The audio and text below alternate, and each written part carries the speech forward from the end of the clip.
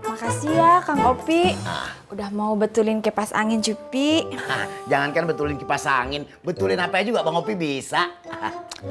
Beneran? Ya bener dong. Oh iya, Kang Opi kan bisa benerin pompa air ya? Pokoknya yang masalah air-air gitu. Iya bisa urusan itu. Kan kartu namanya udah dikasih. Emang kenapa pompa airnya rusak? Enggak sih. Ah terus? Itu bak mandinya kotor. Minta tolong kurasin ya. Sama sekalian bersihin. Sama sekalian sikatin ya. Di luar jalur. Tapi nggak apa-apa deh, yang penting ditemenin ya. Iya. Tapi habis ini nih, dikit lagi di seputaran lagi kelar nih. Oh iya Kang. Ntar ya. Nah, kelar. Tinggal colok. Caranya puter dulu, tek, baru colok.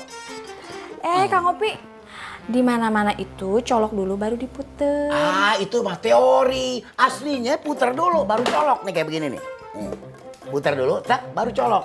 Nih, aslinya.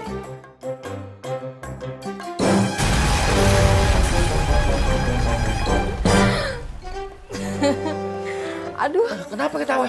Kang Opi. Ah, muka saya kenapa? Maaf ya Kang Opi, ya ampun jadi begini, maaf ya. Sering-sering meledak sih boleh nih.